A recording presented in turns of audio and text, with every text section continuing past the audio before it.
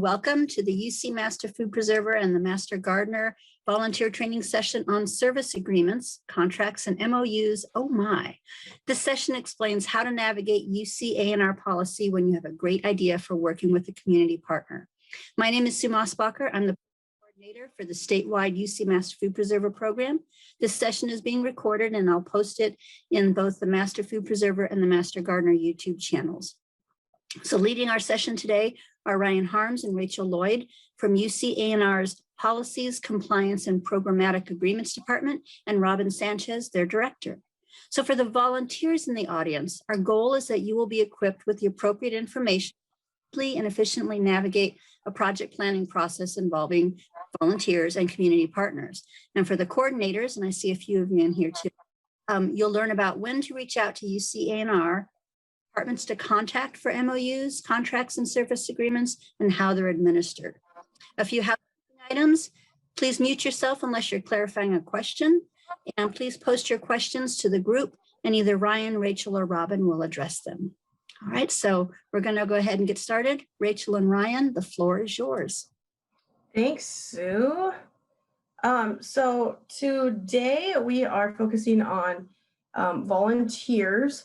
And we're going to primarily focus on things that volunteers do, which is mostly Memorandum of Understanding or MOUs. Let's see, did that skip? There we go.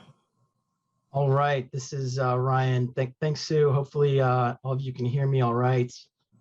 Just to give an overview of the fairly brief presentation we're giving today, we're going to talk briefly about the role of volunteers, our MOU workflow, how the agreements get made. We're going to talk about an example of a more complicated MOU for a demonstration garden, which I'm sure will be of interest to many of you, and some additional information about the things that can factor into the planning process, which we have here as details, policy, and time. We're going to talk a little bit about do's and don'ts for volunteers, and then we'll have some time for questions at the end. All right, so the role of a volunteer. Volunteers are our best resource in community outreach, and either you already have or you are great at establishing relationships within your communities. Volunteers are also really great at coming up with ideas, since you guys are the ones that are directly on the ground, so to speak. This really can't be emphasized enough. We would not be able to work towards our mission or achieve our strategic goals for ANR without the help of all of the volunteers. Great, and just to continue a little bit, some reminders for volunteers. As volunteers, you need to remember that you're working under the auspices of the University of California and its Division of Agriculture and Natural Resources, of which all the UC Cooperative Extension offices are part. So you're also representing your individual cooperative extension office within your respective counties. And because of that, there are many policies and procedures that have to be followed when you're acting within your volunteerism, for UCCE, for ANR. And so this presentation is to help guide your thought process when we're developing projects, and help you understand what your advisors or your cooperative extension office need from you in the process. So we here at PCPA are here to help guide your advisors and other cooperative extension staff through these sometimes complicated policies, and to also protect the university and its assets, including you, the volunteer. Great, so here is just a brief outline of what takes place behind the scenes between the advisors, us, and the other party. The terms of an agreement are discussed between both parties once a collaboration takes place. Volunteers are often the ones that are beginning these conversations, and you can help advisors fill out an MOU template, or you can just give the information that you have for your idea for an MOU to your advisor, and they can fill out the template. Then the Master Gardener Program advisors or cooperative extension staff sometimes send the draft MOU to us. And we handle all the internal communications. So volunteers don't need to worry about emailing us or reviewing or approving or executing the agreements. Once you have your idea and you get a template or your idea information to your advisor, we'll take care of the rest. And as you can see, sometimes this takes time. Right. Right. So we just want to give an example of what can sometimes be a more complicated, agreement, type of agreement that, some of you may have experience with, which is a MOU for a demonstration garden.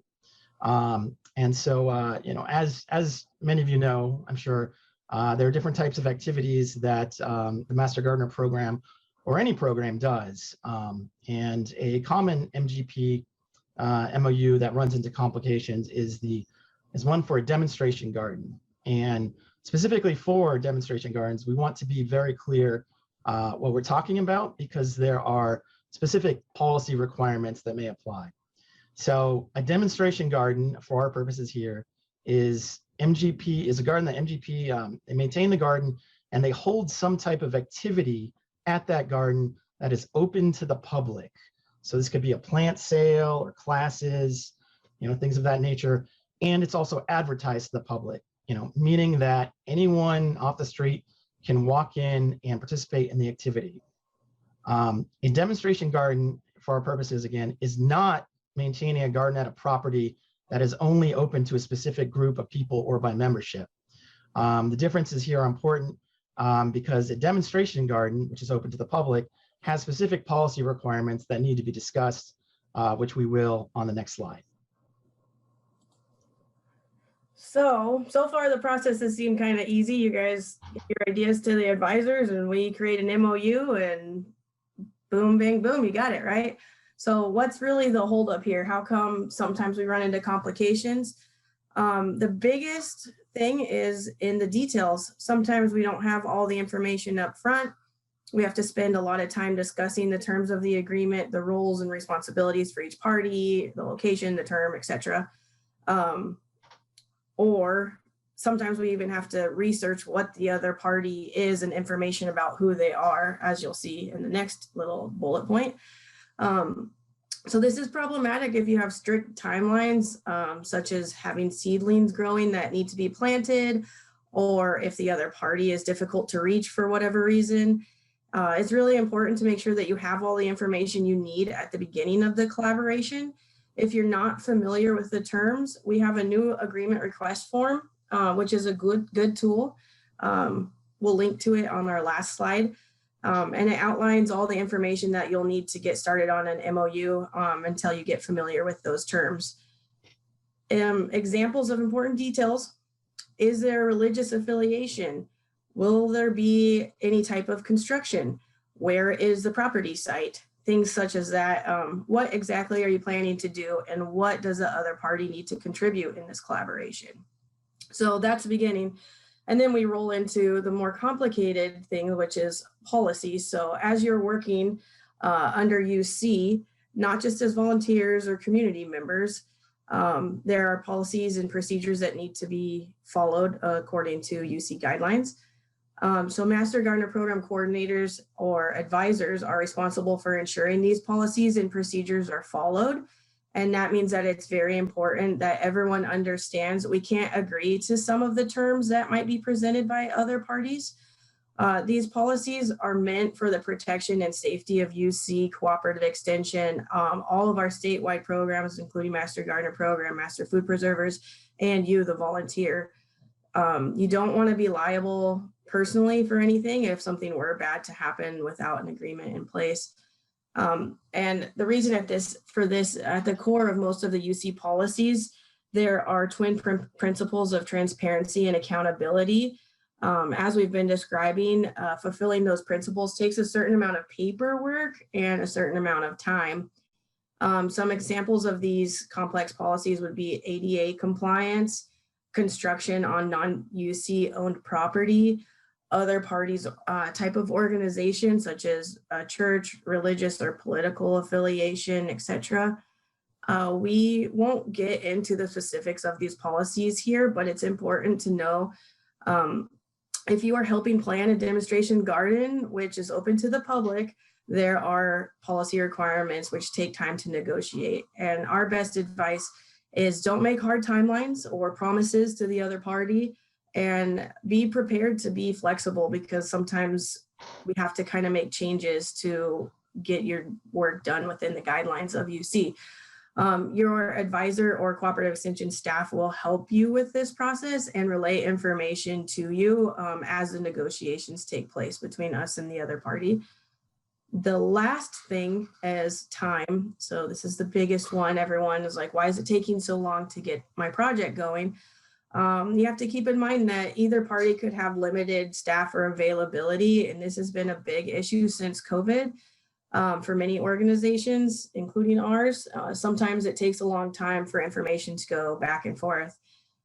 Adding to the time factor is the fact that many of our partnering organizations are public agencies like counties. They in turn have their own sets of policies and procedures that they will insist upon having in place as well. And we can almost always reach agreement with these kinds of organizations and find ways to work together, but it does take time to achieve that. Other times, there's unforeseen obstacles that take longer to analyze. We may need to consult with subject matter experts in other ANR departments, or even with the Office of General Counsel, which is the UC lawyers. So these things also take a lot of time. Everyone at ANR is working for other departments in ANR, including all the cooperative extension offices in each county, the research and extension centers, all the statewide programs. And so we are all very busy. If you're using the other party's template, that also can create further complications because they typically include language that we can't just right away accept. And so negotiations on that can take longer as well. Great. So we have prepared a list of do's and don'ts for volunteers. So as far as, we'll start with the do's. And so we ask that you please communicate with your advisor and or cooperative extension office if you have collaborated with one of your contacts within the community for a project idea. And please continue to share your ideas and keep helping us make your communities better. We encourage you to ask your advisors questions, and if they don't know the answer to them, they can contact us. And we also want to emphasize that planning ahead will allow you enough time to work with your advisor, cooperative extension staff to process the agreement before starting your project. You know, we need to have written agreements in place before these projects start. And finally, we encourage you to please be safe. And this includes, allowing UC to be responsible for you while you are acting in the course and scope of your volunteerism. So as far as don'ts, the first and perhaps most important thing, do not sign anything. Only specific people within ANR have the authority to sign legal documents, including MOUs. As I mentioned previously, don't work without an agreement. That puts you and your cooperative extension office and the university at risk. Don't be shy. Your advisors and we are here to help. And if you are confused or have questions, ask them. Finally, don't make promises you can't keep, like tight timelines without an executed agreement. I think Rachel alluded to this earlier. And finally, please try and not to be frustrated. We are here to help your advisors work within the limits of UC policies. And we don't want to stop your project or make your life more difficult. And we really are trying to do our best to make these projects, your dreams, to take them into reality while protecting all the parties involved. And you should remember, there is no university without you. Love it. So that is kind of our brief overview of the volunteer aspect. And we're always looking for ways to better UC ANR, our unit, and ourselves personally. So we really value your input in helping us work through all these nuances and making everybody's lives easier. And you guys are the reason that we're here. So we will open it up. I'm going to click to the last page so you guys can get our MOU website, which has all this information on it. And then you guys can ask questions in the chat, or you can unmute, however you feel comfortable. Any questions?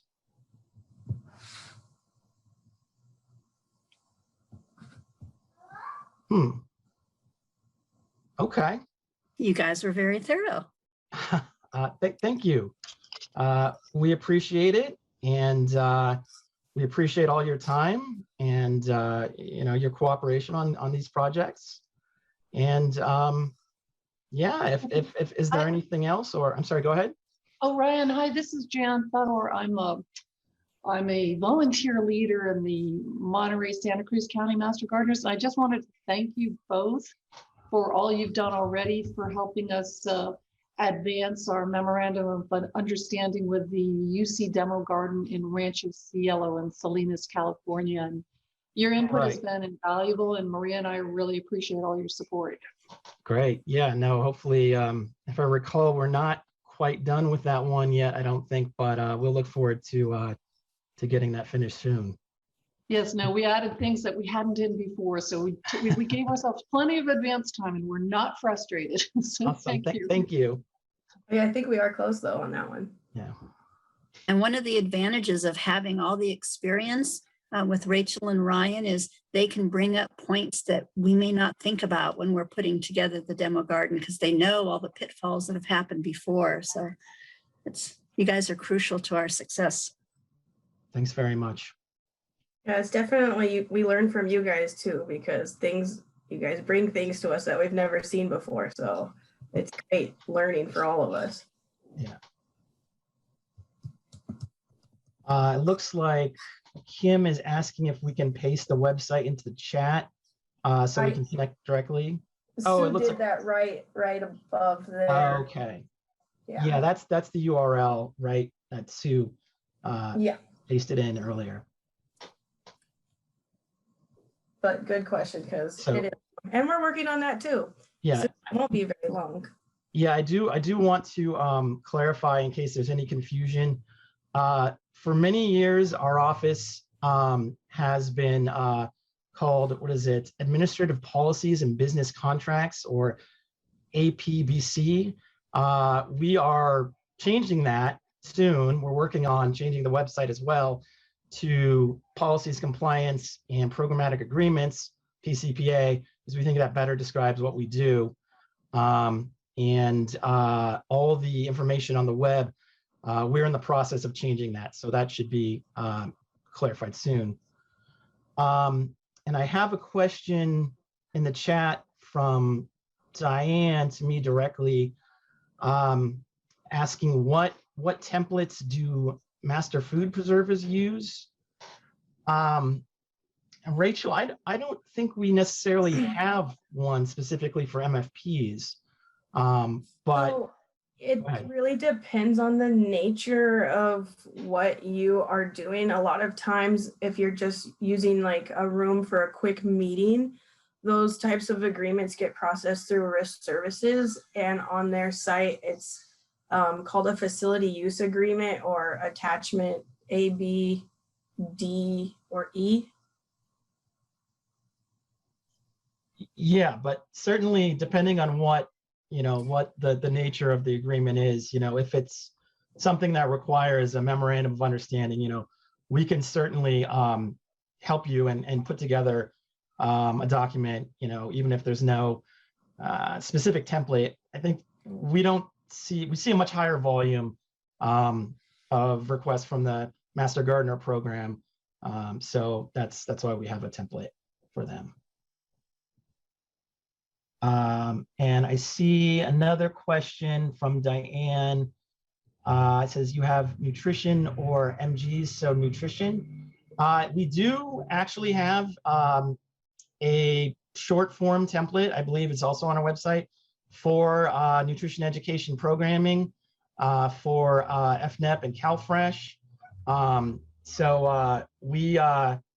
We're happy to use that to help our nutrition education staff put together an agreement.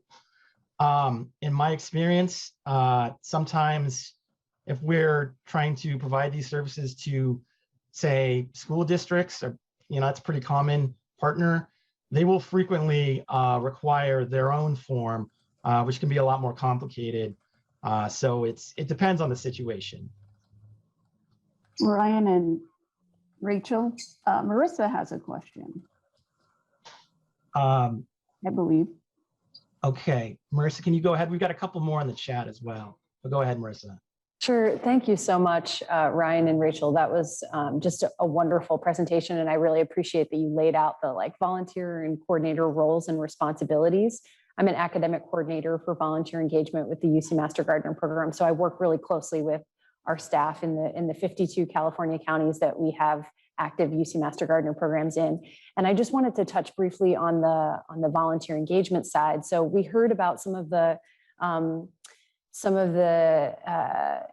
steps or processes that can kind of slow down the development of an agreement or a business contract or an MOU.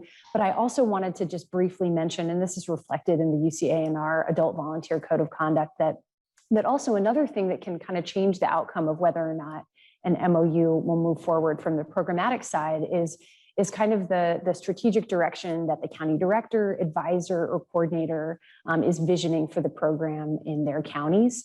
And so sometimes, many of our demonstration gardens, for example, in the UC Master Gardener program, are the result of really engaged volunteers who are saying, I think this is a great community partnership, and I think we really have an opportunity to make a big impact here.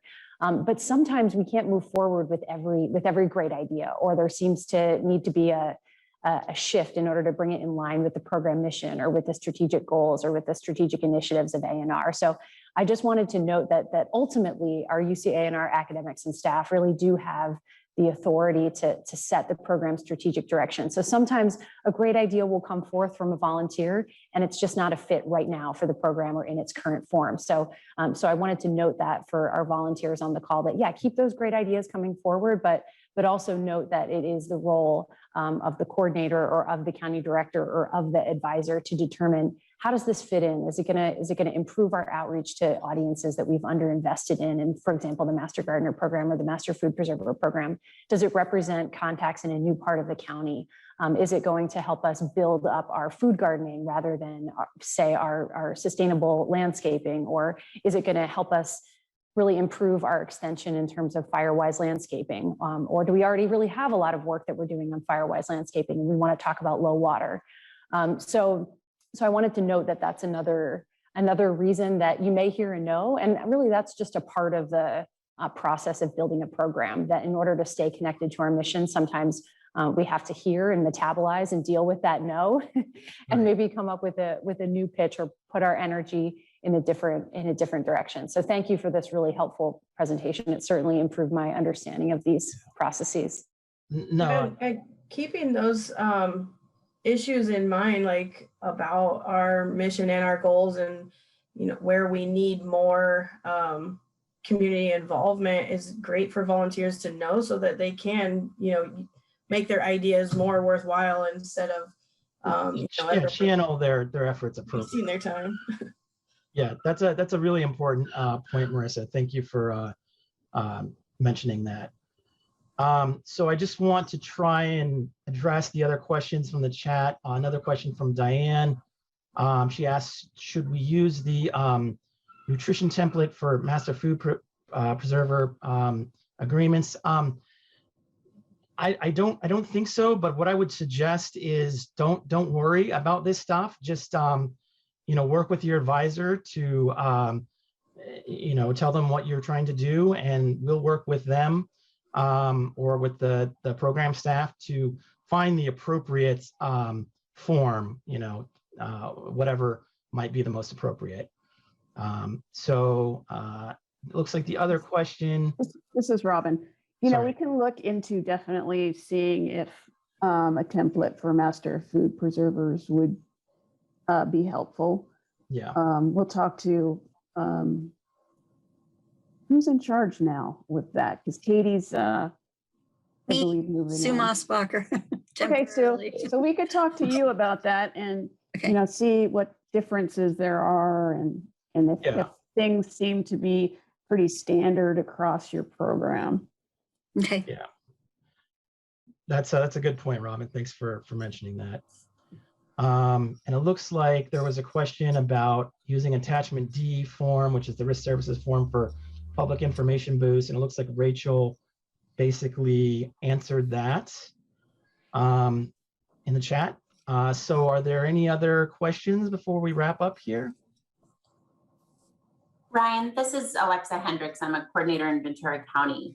Alexa. We have a number of MOUs in place with some of our demo gardens, and there's always, you know, the terms of the MOU, and then that clause at the end that says if neither party, you know, issues written terms to change, you know, you just kind of continue with an expired MOU. So I guess my question is that okay? We tend to be very guilty of, you know, far exceeding the terms of an MOU and just kind of leaning into that, you know, neither party's complained clause. Yeah, no, this is a very good question. And I think the answer is, as you point out, this certainly happens many times in the past. We greatly prefer for if there is programming happening, for there to be a current agreement in place. And we know that maybe there are, or probably there are, a number of demonstration gardens across the state where maybe there once was an agreement, or maybe there never was an agreement for whatever reason. And there might be a little bit of a backlog to try and get those back, you know, active in writing. But we do think it's important to do that so that, you know, the obligations of the parties are, you know, clear and up to date, you know, things like contact information, you know, all that kind of stuff. So don't feel too bad if you have a situation where, you know, maybe an agreement is no longer, or it's out of date, but, you know, do, you know, bring those to our work with your advisors and staff to bring those to attention, and we'll try and help you get a new agreement in place. And let me add to what Ryan was saying. We don't have to start over. You know, it sounds like in your case, nothing's changed. So we'll do a one-page amendment. Yeah. To just say, we're going to keep things as is, but we're going to go for another 3 years. And then at the end, you know, that way, if things do change, you know, we can be able to make those changes in the amendment. You don't, you know, you're not starting over. So it's not going to be as difficult as it was in the beginning. Very important Say point, that Robin. the amendments turnaround is very, very quick, especially if nothing has changed other than the term. It can be turned around. I think recently we've had one done in like a day or two. So some of those are very simple as long as the terms aren't changing. And if their terms are changing, but it's like updating the contacts, that is so simple. So don't be scared. Like that's nothing to shy away from telling us. Great. Any other questions? Well, I think we're running up against time here anyway. So once again, thanks to everybody for attending. And thank you, Sue, for arranging this. And, you know, just work with your cooperative extension staff to contact us if you have any other questions. Thank you, Rachel, Ryan, and Robin. We really appreciate the time and the information that you shared with us today. And many thanks to the attendees for participating. As mentioned earlier, the recordings will be posted online and your coordinators will give the links to their volunteers so you can watch it at another time, or those who aren't here can watch it, or you can refer to it at another time. So anyway, that ends our session today. Everybody enjoy your afternoon.